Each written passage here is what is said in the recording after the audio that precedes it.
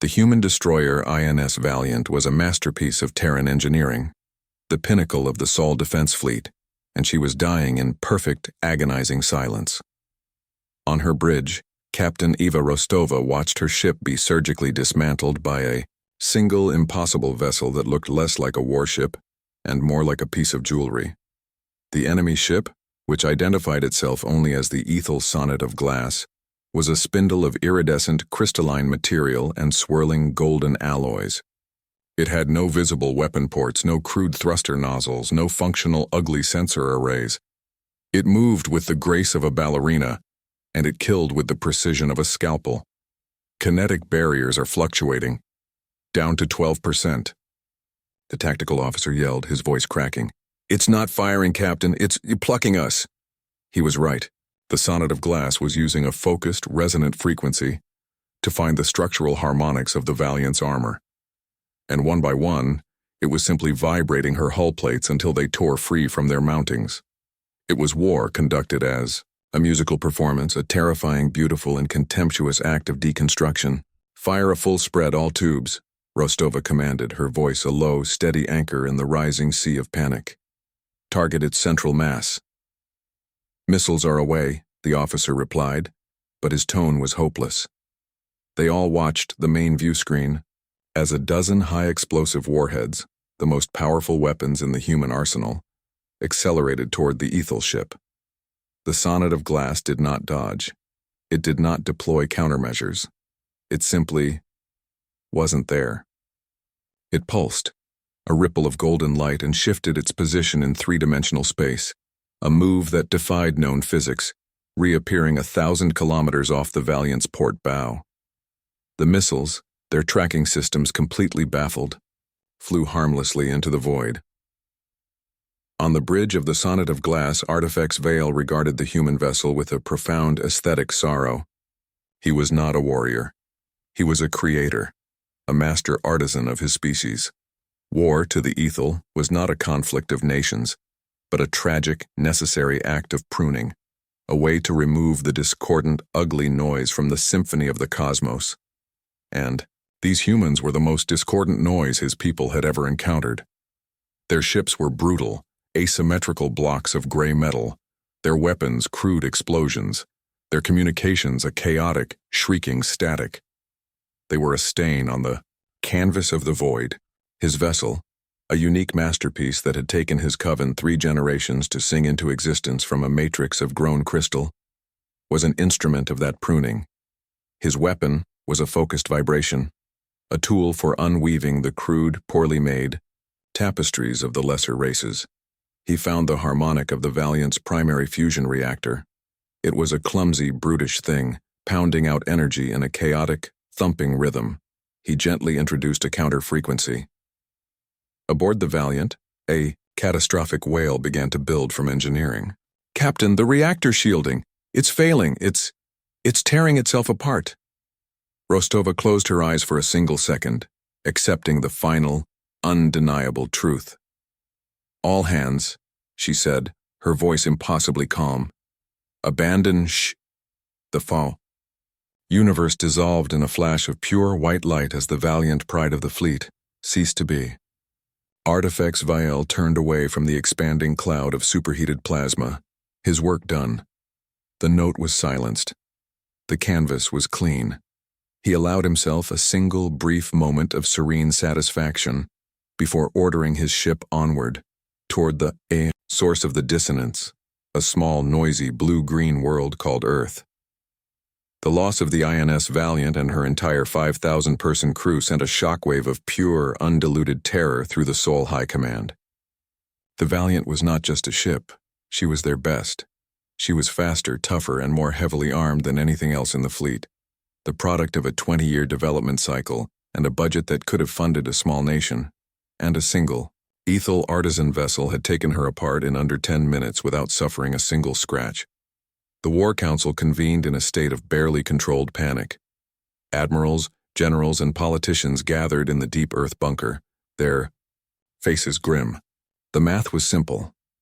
The Aethel had been encountered at the edge of human-colonized space, and in 6 months, their scion vessels, smaller, faster but just as perfect as the Sonnet of Glass, had systematically erased every military outpost, every patrol and every defense fleet humanity had placed in their path. And now they were heading for the core systems. "We need better shields," Fleet Admiral Koya announced, slamming his fist on the holographic table. "Quantum-resonant plating, something they can't pluck apart. We need faster FTL drives, something to match their phase shift." The room erupted. In a chorus of agreement, scientists and engineers desperately proposing trillion-dollar crash projects, 5-year plans to develop new weapons, 10-year plans to build a Valiant-class super dreadnought. The air was thick with desperation, a frantic search for a miracle weapon, a silver bullet. Into this chaos stepped a man who did not belong. He was not a soldier, and his suit, a simple, off-the-rack civilian model, was a stark contrast to the decorated military uniform surrounding him.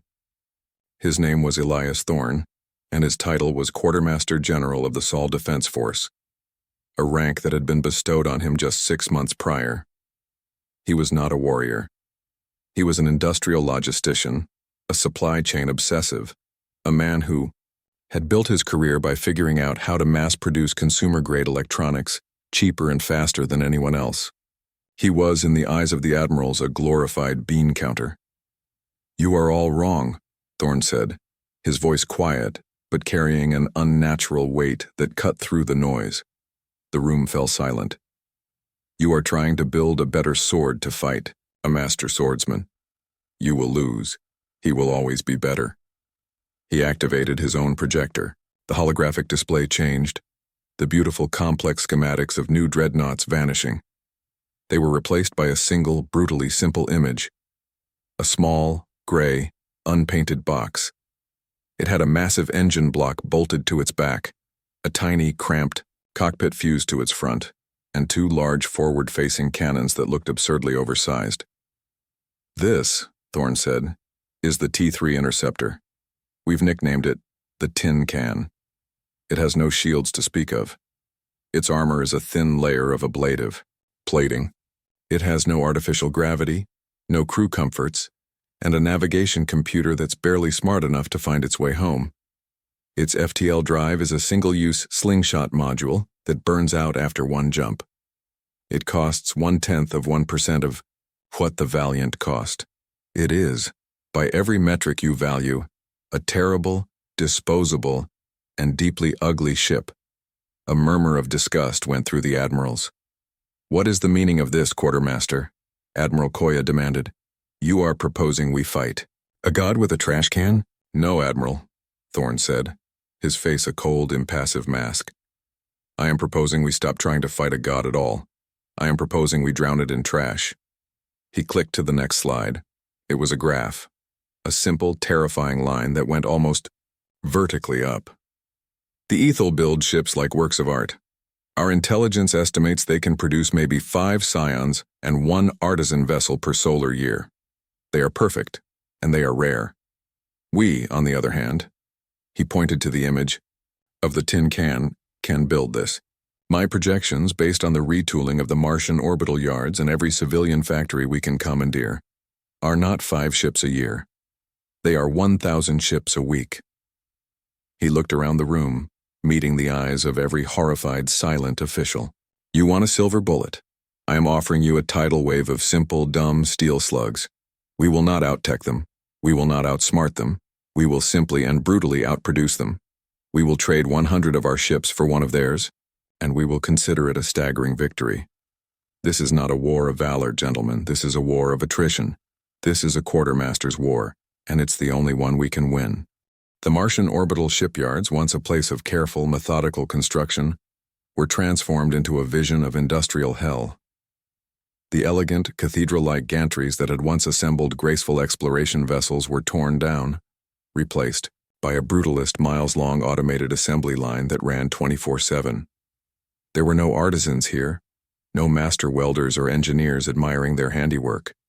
There were only robots, thousands of them, spraying ablative coating, welding, simple box frames, and bolting on the massive oversized hammerhead mass driver cannons. The T3 Tin Can was not so much built as it was extruded. A new, fully functional interceptor rolled off the primary assembly line every 90 minutes. The airwaves were a constant, chaotic chatter of logistics, of asteroid miners hauling raw iron ore directly to the furnaces, of cargo ships rushing components from every corner of the solar system. Elias Thorne was in his element. He walked the gantries, his face illuminated by the sparks of welding drones, a data slate in his hand. He was not a general on a battlefield. He was a factory foreman, and his factory was building the new human. Army Lieutenant Maya Rostova, callsign Ace, hated him for it. She was a Top Gun pilot, a graduate of the most elite naval academy, and she had been in the running for a fighter command position on the Valiant's sister ship. She was one of the best. Now she was just another number, assigned to the 404th Expendable Squadron, and she was standing in a cold, echoing hangar bay on Mars, staring at her new ship in disgust. It was ugly. It was a literal box, its hull plate still showing the raw weld marks, its cockpit a transparent bubble of armor plast that looked like it would shatter if a bird hit it. "You're joking, right?" she said to her new squadron commander, a grizzled, cynical man named Hark. "Where's the rest of it?" "That's it, Ace," Hark grunted, slapping the T-3's hull. The sound was a dull, metallic thud. "No frills, all thrills. Get in. We're not teaching you how to fly it, you already know that. We're teaching you how to use it." Their first day of training was not a series of complex aerial maneuvers. It was a simulation, run over and over, of a single tactical scenario: the swarm. The pilots were taught to ignore their own survival, to fly in a chaotic, unpredictable mass, and to focus every ounce of their being on a single, suicidal goal. "Get your shot off, then get out," Hark barked at them in the debrief, his face grim. "The T-3 has two jobs. First is to put a single 2-kilo depleted uranium slug into an Aethel drive cone. Second is to get your ejection pod clear before your ship disintegrates." He pointed to the squadron's new unofficial patch, which the pilots had grimly designed themselves. It was a cartoon of a tin can with a skull and crossbones, and underneath the motto, Solus Ictus, Tunc Ixere. One hit, then eject. Maya was no longer a duelist. She was now, officially, a bullet. The first true test of Thorne's doctrine came 3 weeks later, near the asteroid mining outposts of the Ceres Boneyard. A single Aethel scion, the Silver Needle, had been dispatched to cleanse the untidy human industrial presence. The Needle was a smaller vessel than the Sonnet of Glass, but it was no less perfect. It was a sliver of polished, mirror-like alloy, impossibly fast and agile, and it expected to encounter a few lightly armed mining freighters and perhaps 1 or 2 clumsy patrol ships. Its commander, a young artifex named Lyra, approached the boneyard with the detached confidence of a master calligrapher about to correct a smudged character. What Lyra found was not a smudged character, but a fistful of mud thrown at the canvas. The moment the Silver Needle emerged from its phase shift, it was met by 200 T-3 tin cans. Maya's 404th Squadron, along with the 5 and 15th, had been lying in wait, their engines cold, nestled among the asteroids. "All wings engage, swarm." "Swarm, swarm," Hark's voice roared over the comms. "Do not engage one-on-one. Form chaos clusters, bracket and fire." What followed was not a battle. It was a brawl. Maya's small ship screamed under the G-forces, her primitive engine burning hot as she tried to get a firing solution on a target that moved like a ghost. The Silver Needle was a predator in a flock of pigeons. It sliced through the human formation, its precise pulse laser arrays gutting a T-3 with every shot. Maya watched her wingman's ship simply vaporize, the cockpit bubble shattering a microsecond. Before the explosion, "He's too fast," one of the other pilots screamed just before his signal went to static. "This is insane." Maya's blood was on fire. This wasn't flying. It was a knife fight in a dark closet. The Aethel ship was untouchable. It dodged, it weaved, it destroyed. But it could not, as Thorne had predicted, be everywhere at once. It was a master swordsman swarmed by a mob of peasants with sharp sticks. It could kill a dozen, 2 dozen, even 100, but it could not kill all of them. "He's on me, he's on me," a pilot from the 515th shrieked. "I'm hit, engine's dead." But my gun's still hot. I'm going for the trade. For Thorne. For Earth. The pilot, his ship a spinning, burning wreck, fired his main cannons one last time. A desperate, hopeless, point-blank shot. On the bridge of the Silver Needle, Artifacts Lyra was experiencing the first truly alien emotion of her long life. Panic. The noise, the chaos, the sheer number of crude, ugly objects flying at her was overwhelming. Her tactical display was a nightmare of redundant targets. She destroyed one, and two more took its place. They weren't even trying to maneuver. They were just pointing and shooting.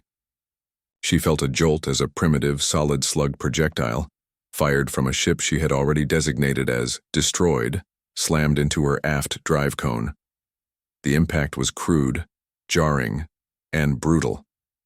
The needle shuddered violently, alarms wailing for the first time in its pristine history.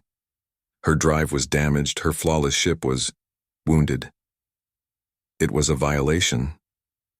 Horrified and disgusted, Lyra phase shifted, a messy emergency jump, leaving the field of battle in a state of unartisan-like panic. In the human command channel, the initial terrified chaos was replaced by a stunned, disbelieving silence. Then a single voice broke it. "He's gone, the bastard's gone. We did it, we actually did it." A ragged, hysterical cheer erupted from the survivors. Maya simply slumped in her cockpit, her hands shaking, her entire body slick with sweat. Her squadron was decimated. Of the 200 ships that had engaged, 142 were destroyed. 81 pilots were gone, their ejection pods not fast enough. It was a massacre. But on the main tactical display, a single beautiful word flashed next to the objective: victory. The Aethel ship had been damaged. It had retreated. Back on Earth, Quartermaster General Elias Thorne received the after-action report. He looked at the staggering casualty figures, his face betraying no emotion. He then looked at the single, confirmed mission kill of an Aethel scion. He drew a line on his data slate, a simple, cold calculation of cost versus benefit. The math was good. He turned to his aide. "Order the Martian yards to double production, the T3 works." Artifacts Lyra's escape was a violation. Her ship, the Silver Needle, a perfect singular creation, limped back to the rendezvous point with the main fleet, its drive cone a crude, blackened wound, a permanent scar of her shame. The physical damage was trivial. The components could be resung, the crystal matrix healed. It was the conceptual damage that was unforgivable. She had been touched by a primitive solid object, a dumb piece of metal fired with the brute force logic of a savage. She had been forced to flee from an enemy that did not even possess the elegance to engage in a proper duel. Her report to Artifacts Vial, the Coven master of their fleet, was delivered in a state of controlled, aesthetic disgust. They met in Vial's meditation chamber aboard the Sonnet of Glass, a vast crystalline dome that looked out onto the pure, silent void. The chamber itself was a musical instrument, and Vial's thoughts were translated into a series of soft, resonant chimes as he processed Lyra's report. The holographic display showed not a tactical replay, but a kinetic and harmonic analysis of the battle. Vial watched as the swarm of human tin cans moved, not in elegant formations, but in chaotic, overlapping waves of pure aggression. He watched the final, desperate, suicidal shot from the dying human ship that had wounded the Needle. "It is repugnant," Vial's synthesized voice finally chimed, the note a deep, sorrowful chord.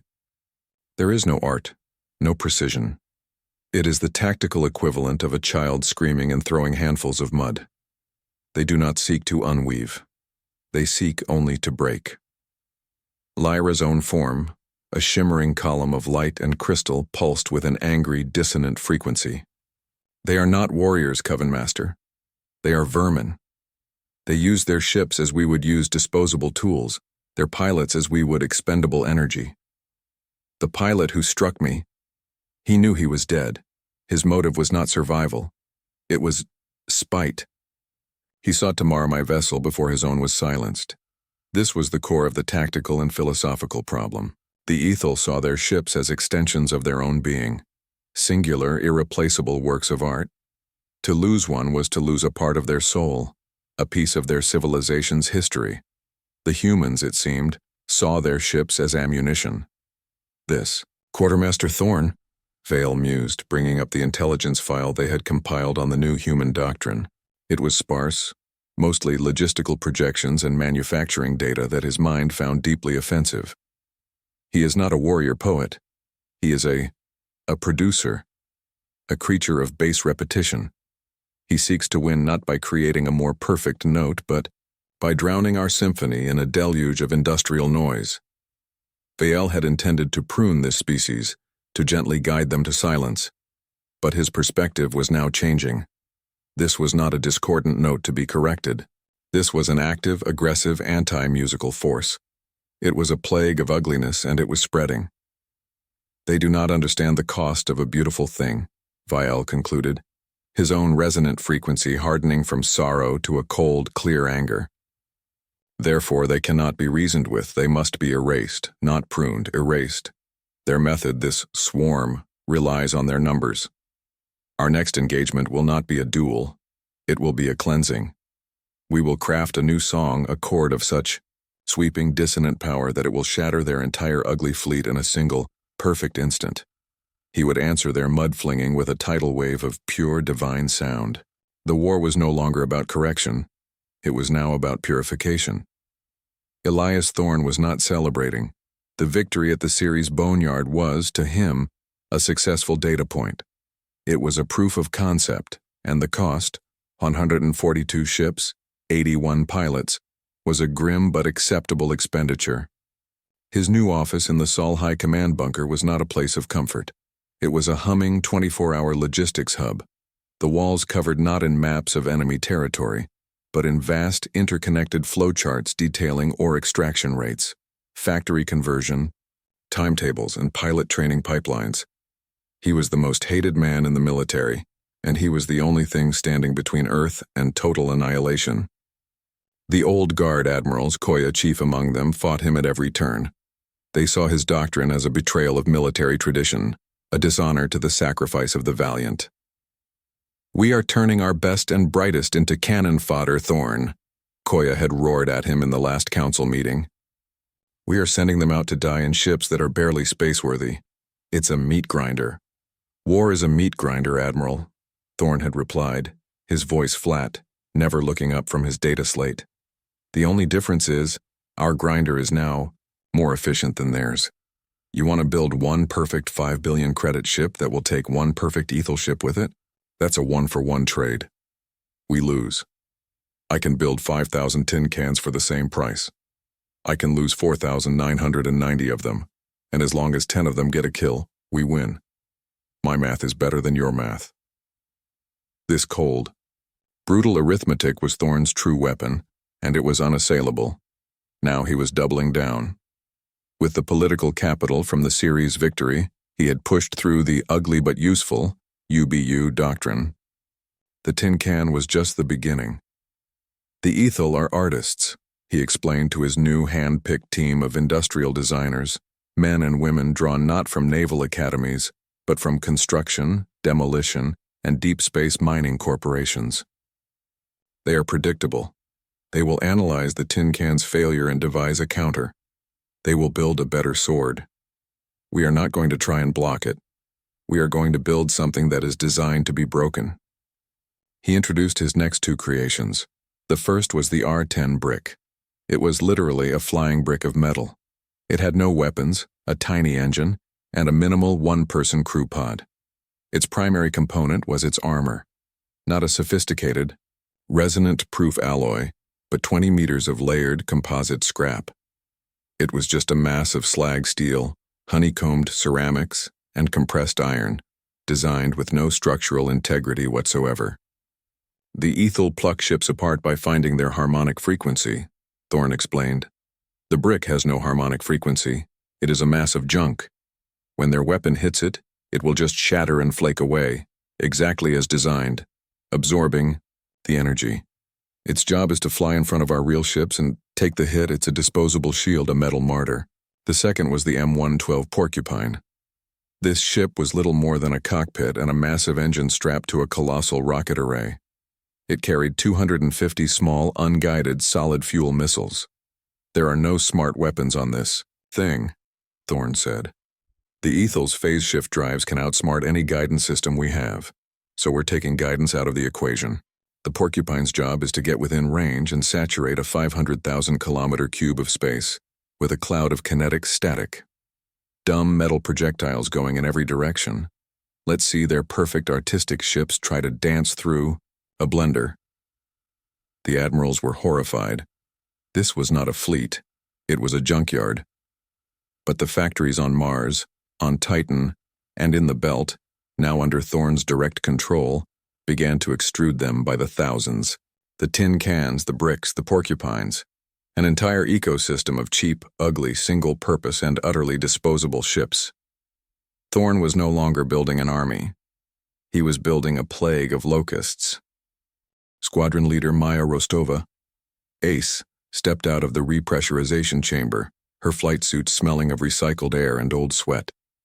Her T-3, the 13th one to bear her name, was a smoking wreck on the hangar deck, its entire port side. Cannon melted into slag from an Aethel pulse laser. She had gotten her kill, a scion that had been too focused on a group of bricks, but it had cost her 2 more wingmen. She was one of only 5 pilots left from the original 404th. Her new squadron, the Reapers, was a patchwork of survivors from a dozen other shattered units and a terrifying number of fresh-faced, adrenaline-junkie teenagers who had been rushed through the new, brutal 10-day training program. The culture of the pilots had become a dark, fatalistic, and deeply cynical fraternity. They lived in a constant humming state of high-strung readiness, knowing that their life expectancy was measured in missions, sometimes in minutes. Their barracks were a mess of graffiti, empty stimpaks, and a continuous, high-stakes gambling pool. They didn't bet on cards. They bet on who would punch out, eject first, who would get the most kills before popping, and in the darkest corners, who wouldn't be coming back for the post-mission debrief. Their ships were their canvases, the T-3s, which arrived from the Martian yards in a uniform dull gray primer, were immediately set upon by their pilots.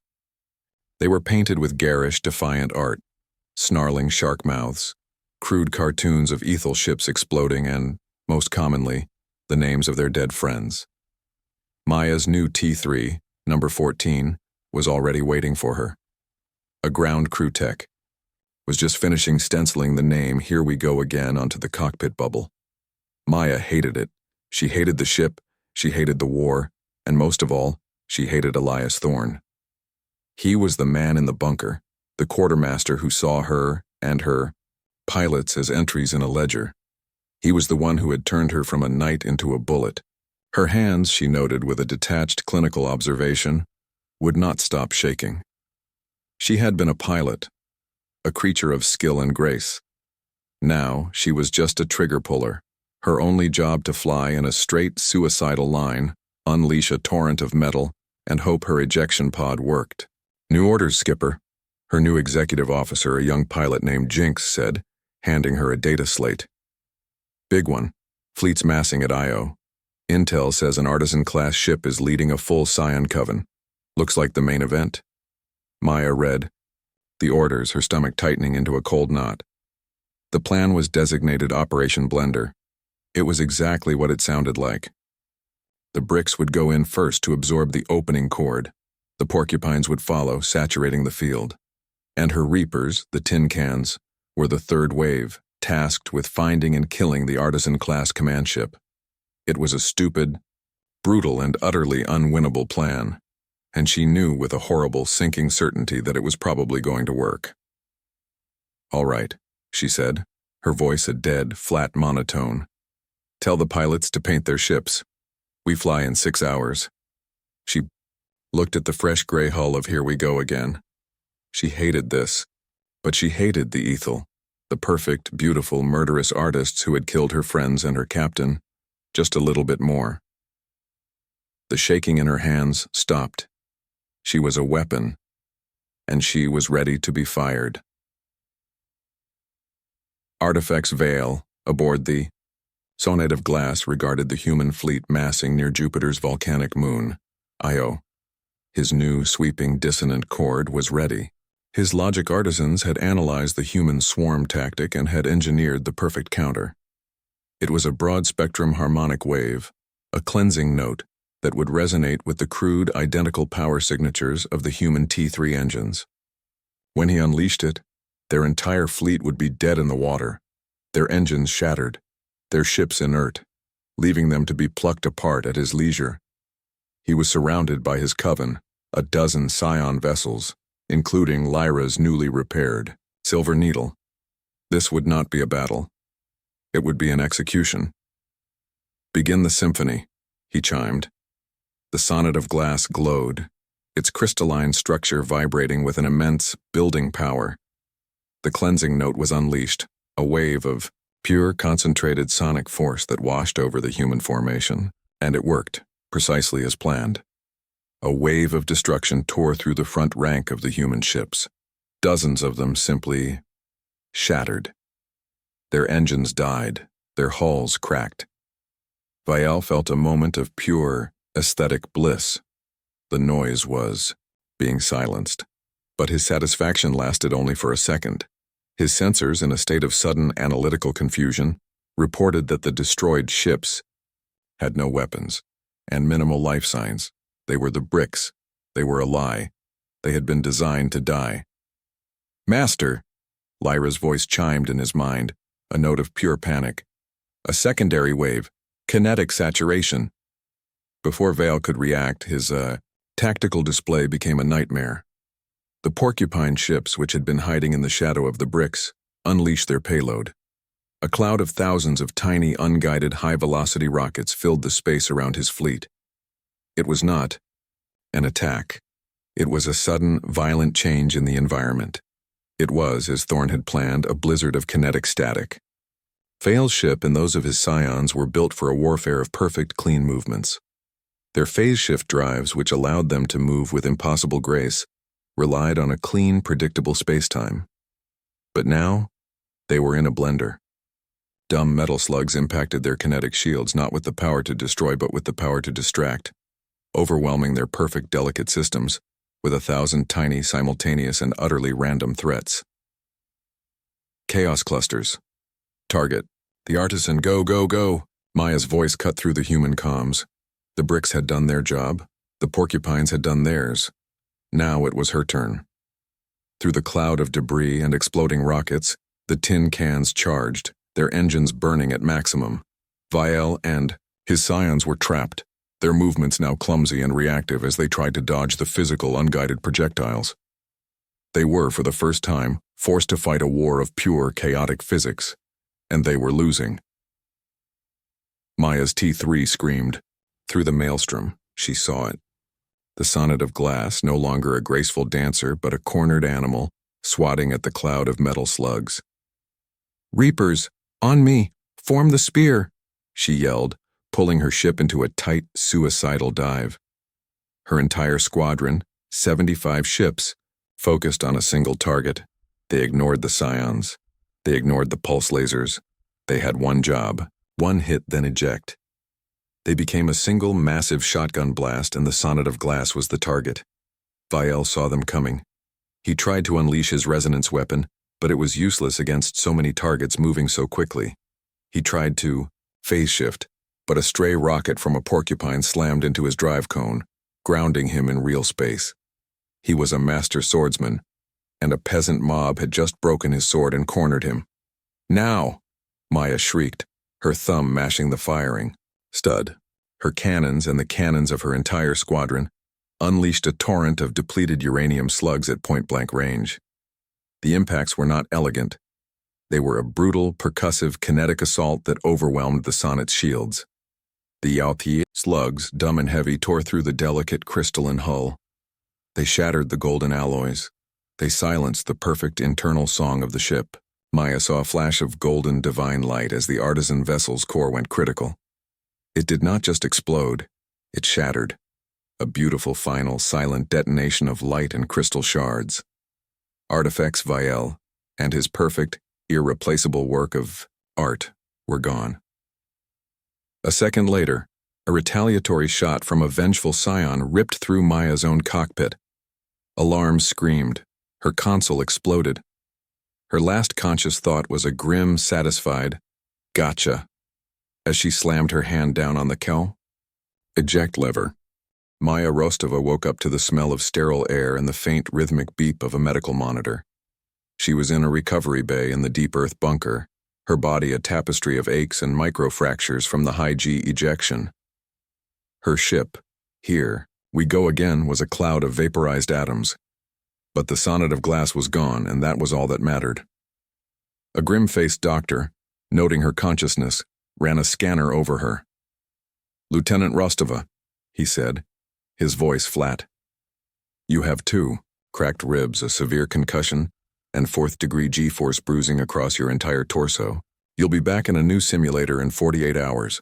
Congratulations on your victory, pilot." The words were a cold splash of water. There was no "thank you for your service," no medal, no parade, just a diagnosis and a new deadline. This was Thorne's new military. A human body was just another component to be repaired and redeployed as quickly as a spent engine. The debrief was not a celebration. It was a statistical review. Maya, wrapped in a compression suit to hold her ribs together, sat with the other surviving pilots from Operation Blender. There were not many. Of the 150 tin cans and 75 porcupines that had formed the core assault, wings, only 32 pilots had successfully ejected and been recovered. The bricks, as designed, were a 100% loss. The cost had been staggering, a fact that Elias Thorne, who presided over the meeting via hologram, seemed to view with a cold, dispassionate acceptance. "The data from Operation Blender is clear," his voice echoed in the sterile briefing room. The exchange ratio was 178 human vessels for 1 Aethel artisan and 12 scions. This is a decisive asymmetric victory. The junk doctrine is confirmed as our primary strategic pathway. The loss of 146 pilots is an acceptable cost for this outcome. Production of T3s and M112s will be tripled. The surviving pilots in the room didn't flinch. They were no longer the proud duelists of the old fleet. They were something else. They called themselves the Ghosts, the survivors of a suicidal Doctrine, men and women who were now living on borrowed time, components in Thorne's relentless machine. They had seen the math, and they were the ones who had to make it add up with their own blood. Their fatalism, once a dark, cynical humor, had hardened into a cold, professional creed. They no longer painted their ships with shark mouths or the names of the dead. That was a gesture for people who expected to come back.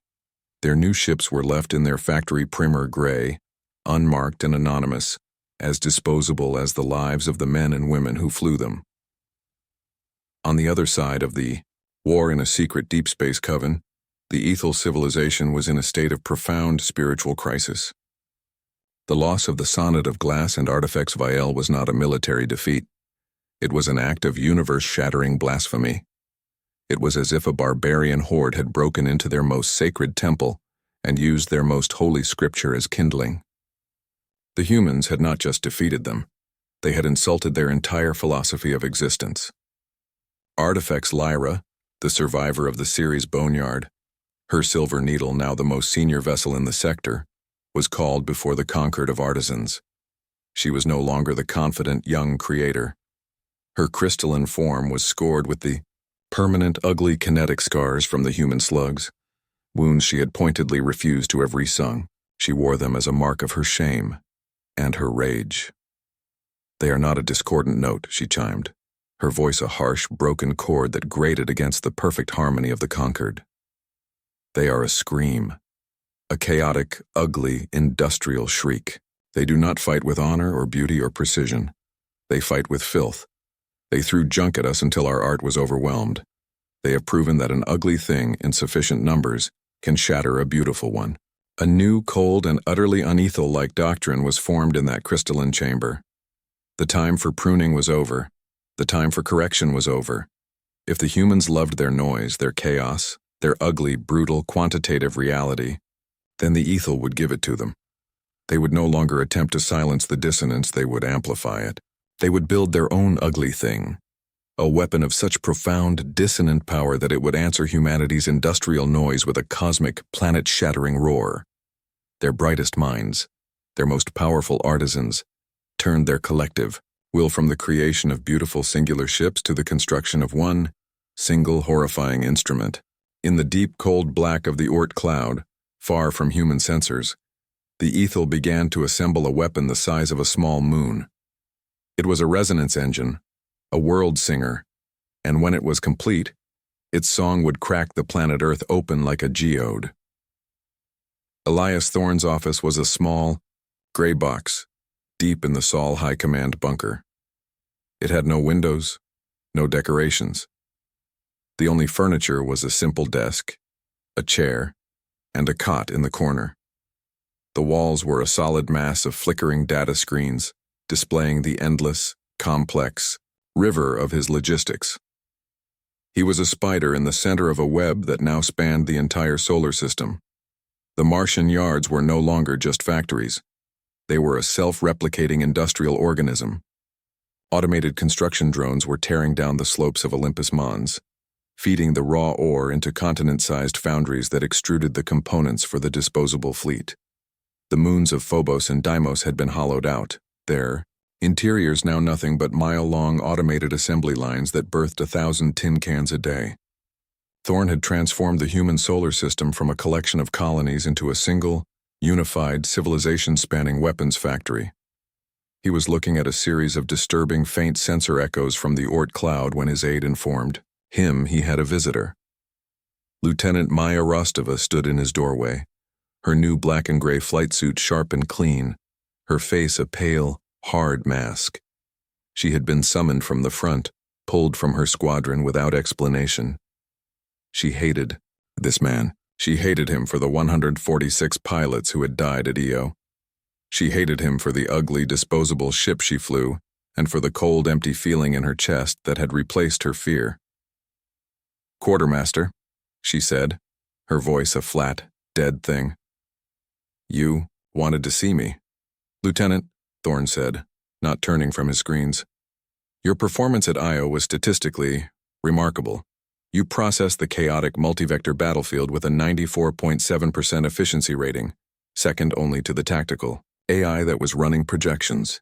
You are, it seems, a natural conductor of chaos." He gestured to a chair. She remained standing. "I am reassigning you, effective immediately. You're too valuable to be spent in a T3 anymore. Your combat career as a pilot is over." A surge of hot, white-hot rage flared in Maya's chest. "You son of a bitch," she hissed. "My pilots are out there dying and you're benching me? You think I'm scared? You think I'm going to run and hide in a bunker while they—" "I am not benching you, Lieutenant. I am promoting you." Thorne finally turned, and for the first time she saw his face. He wasn't a monster. He was a man who looked like he hadn't slept in a year, his eyes sunk deep in his skull, his skin the color of old parchment. He looked as worn and disposable as one of his own ships. He pointed to a new schematic on his main screen. "The Aethel are artists. Their defeat at Io, the loss of their masterpiece that has broken them, they are no longer pruning. They are lashing out. Our long-range sensors have confirmed it. They are building a planet killer in the Oort cloud, a world singer resonance engine. It will be here in 72 hours, and it will destroy Earth." He zoomed in on another schematic. It was, if possible, even uglier than the tin can. It was a sphere, a lumpy, asymmetrical ball of armor and sensors with a cockpit at its core. "This is the Hive, Lieutenant. And this," he brought up an image of a tiny engine and gun drone, "is the Might. The T3 was Phase 1. It proved that a disposable ship with a pilot could work. Phase 2 is to remove the pilot from the disposable part. The Might is a drone. It has no FTL, no life support, no ejection pod. It is a gun with an engine and it is built to be destroyed. The Hive is a carrier and command and control center. A single pilot in a Hive can control a swarm of 5,000 mites via a shielded hardline quantum relay. The Aethel are building their masterpiece. And we," he said, gesturing to the Might, "are going to answer it with a cloud of insects." He looked at her. his eyes dead with the weight of his own calculations. I have 50 hives rolling off the Phobos line. I need pilots who don't think like duelists. I need pilots who think like a force of nature. I need someone who can conduct a symphony of pure, chaotic, industrial noise. The admirals want to send their last few cruisers against it in a glorious last stand. I am sending you and 250,000 fully automated disposable flying guns. Your new squadron is the entire first wave, Lieutenant. Your new call sign is Conductor. Do you accept?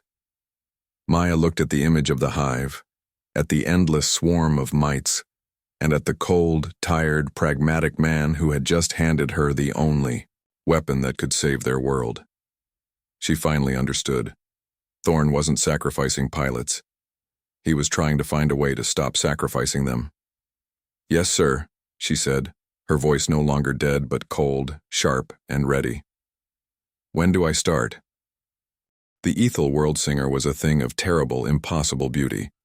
It was a latticework of living crystal the size of a small moon, its facets catching the distant light of Sol, refracting it into a rainbow of colors that promised only death. It did not have engines. It moved by altering the resonant frequencies of space-time itself, pushing itself toward Earth on a wave of pure, harmonious sound. It was accompanied by the full remaining Aethel fleet, 100 Scion vessels, including Lyra's Silver Needle, all moving in a perfect funereal procession. They had come not to fight, but to perform a final cleansing symphony. As the world singer reached optimal range, it began its song. A low foundational note, an E-flat, resonated across the inner solar system. It was not a sound one heard, but a vibration one felt. On Earth, windows began to hum. Tectonic plates registered a low-level, sympathetic vibration. The Aethel were tuning their instrument. That's our cue, Maya said, her voice calm in the cockpit of her hive ship, the Junkyard Dog. Her ship was a far cry from the sleek T-3. It was a heavy, armored, ungainly thing, a flying bunker whose only purpose was to keep her alive while she worked. Around her, the rest of her new fleet, 50 hive ships in total, began to unleash their payload. From massive cargo bays, clouds of mite drones were expelled, tiny, gray, and utterly silent. In seconds, the space around the human fleet was no longer empty, but a dense, swirling cloud of 250,000 automated flying guns. All hives, link your swarms, Maya commanded. Operation static. Artifacts Lyra, from the bridge of the Silver Needle, watched the human fleet deploy.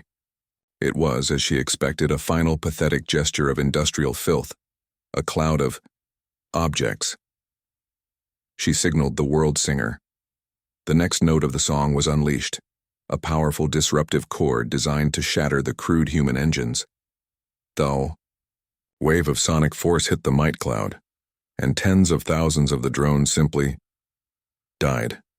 Their engines went cold, their systems fried, but it was like throwing a bucket of water at a tidal wave.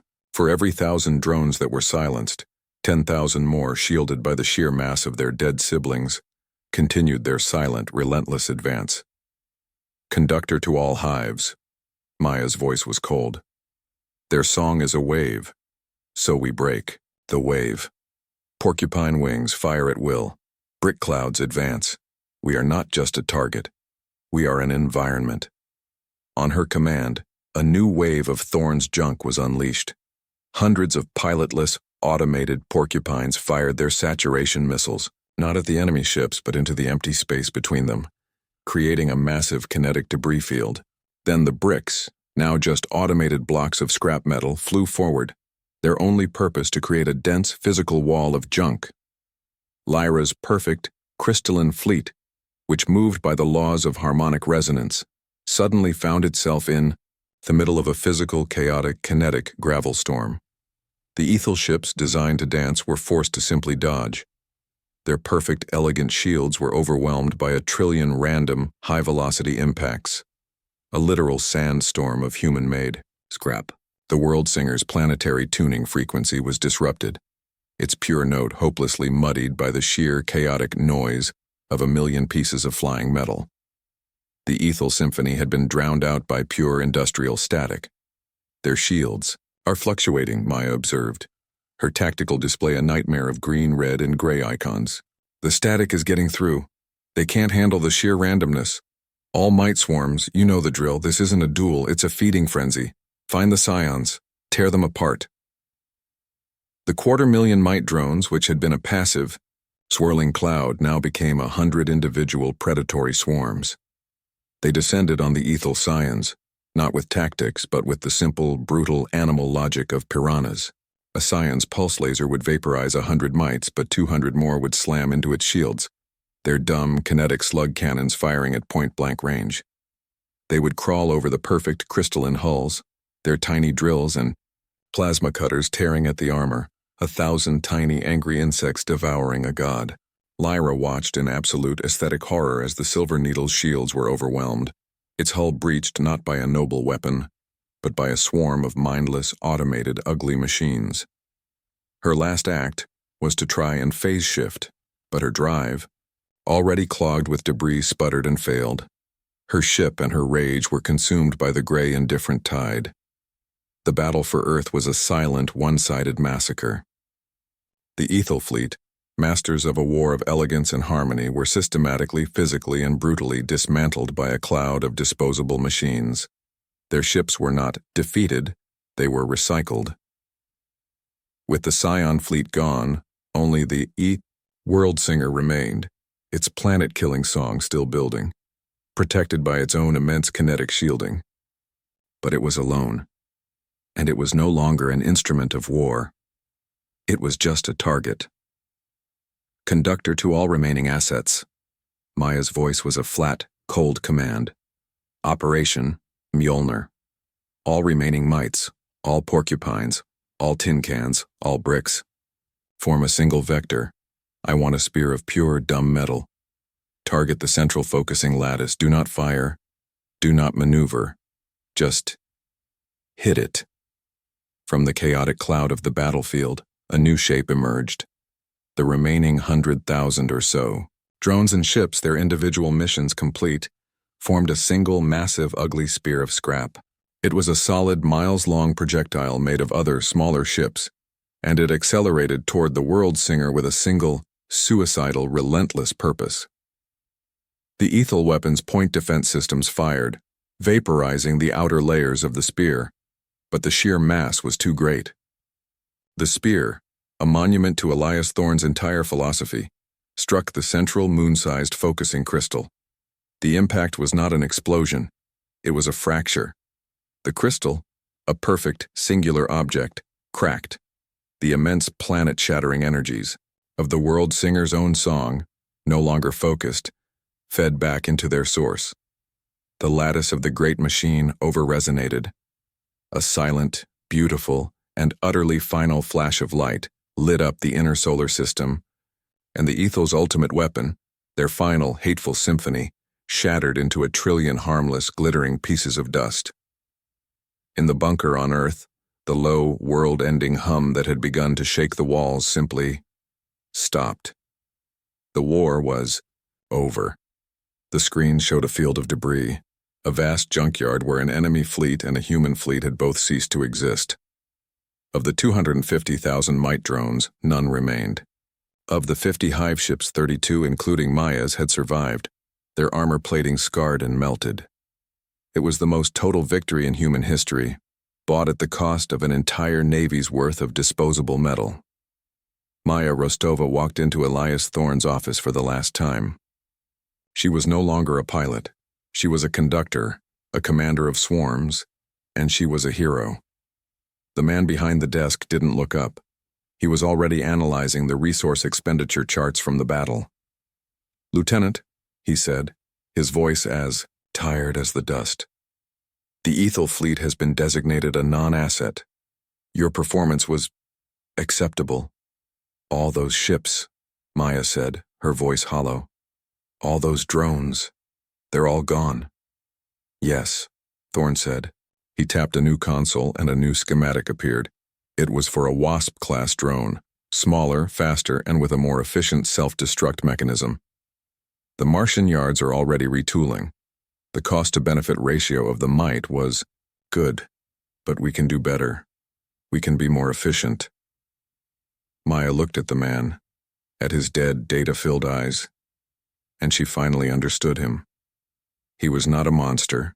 He was not a hero. He was a quartermaster. He was the man who had looked at the apocalypse, calculated the price of survival, and then grimly, relentlessly, and without a trace of sentiment, paid the bill.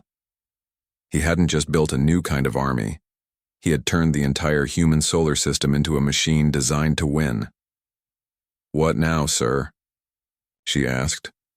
Thorne finally looked up, his gaze sweeping past her, past the bunker, and out into the galaxy that was, for the first time, silent. "Now," he said. "Now we get efficient. The Aethel were artists. The next ones we meet might be accountants, and I intend to have the better ledger." The war for Earth was over. The Quartermaster's War, the endless, grinding, industrial war of human survival, had only just begun.